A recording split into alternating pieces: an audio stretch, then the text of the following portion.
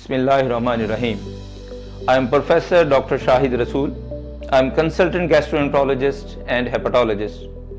I am also the president of Faisalabad Society of Gastroenterology and Hepatology. From 20th November, we are going to celebrate Gastroesophageal Reflux Disease Week. Gastroesophageal reflux क्या है? हमारे यहाँ बहुत सारे patients आके हमें कहते हैं कि डॉक्टर साहब मुझे जलन होती है, यहाँ पे मुझे तेजाबियत होती है, मुझे खट्टे डकार आते हैं। तो ये बेसिकली एक बहुत कॉमन प्रॉब्लम है ऑल ओवर द वर्ल्ड। अगर हम स्टैटिस्टिक्स को देखें तो लिटरेचर ये कहता है कि एवरी थर्ड और fourth person during his life suffer from this symptoms. Unluckily Pakistan में हमारे पास डाटा मौजूद नहीं है, लेकिन हमारे पास क्लिनिक्स पे बेशुमार मरीज ऐसे आते हैं जो सालों से इस मसले का शिकार हैं। तो बेसिकली तेजाब इंसान के अंदर बनता है और जब तक आप जिंदा हैं तेजाब ने बनना है, लेकिन इस तेजाब को जब ये ऊपर आता है, खुराक की नाली में आना शुरू कर देता है, तो उसकी वजह से प्रॉब्लम क्रिएट होती हैं। तो हम उसको कहते हैं कि now it is gastroesophageal reflux disease. वजूहात क्या हैं? वजूहात और ये बढ़ क्यों रहा है? बेसिकली ये वजूहात हमारे लाइफस्टाइल से रिलेटेड है।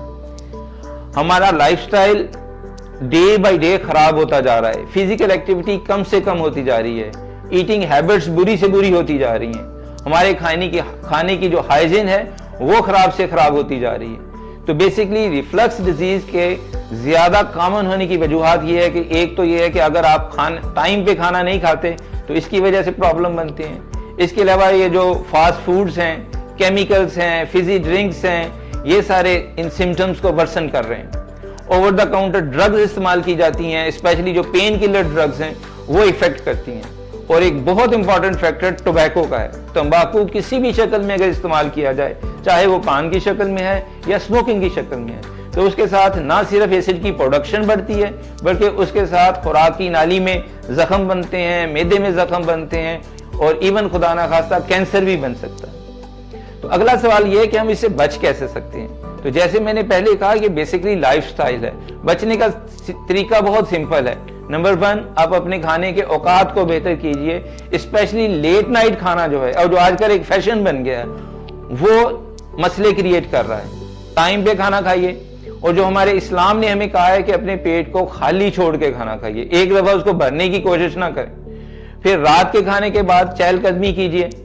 ओवर द काउंटर ड्रग्स जो हैं उनसे बचें। स्मोकिंग अपनी अगर आप सिगरेट पीते हैं तो उसको बंद कीजिए।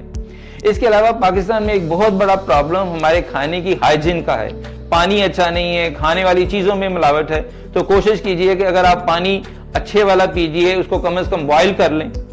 इसी तरह बाहर से अगर आप खाना खाते हैं तो अपनी ऐसी जगह से खाएं जहाँ पे आपको कुछ ये एहसास हो कि यहाँ पे शायद खाने की हाइजीन अच्छी होगी।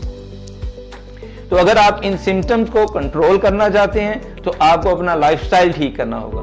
इसी तरह कुछ इन्फेक्शंस हैं जो स्टमक में अंदर हो जाती हैं। अगर आपके सिम्टम्स ठीक नहीं हो रहे, अपने डॉक्टर से मिलिए। अगर जरूरत हो तो वो आपके कुछ टेस्ट करेगा। अगर कुछ ऐसी इन्फेक्शन होंगी जैसे स्टमक के अंदर हेलिकोबैक्टर पायलोरी की इन्फेक्शन हो जाती है तो वो भी प्रॉब्लम क्रिएट कर रही होती है, उसका इलाज कराइए। और अगर इस मसलों से आप बचना चाहते हैं, क्योंकि मेरे पास बहुत सारे पेशेंट्स आते हैं जो कहते हैं मुझे डॉक्टर साहब हमारी तो रात की नींदें उड़ गई हैं, लेटते हैं तो जलन होना शुरू हो जाती है। तो जरूर आपको मेडिसिन जरूर लेनी है, लेकिन ये सिर्फ मेडिसिन से मसला हल नहीं होगा, आपको अपना लाइफस्टाइल भी बेहतर करना पड़ेगा। शुक्रिया।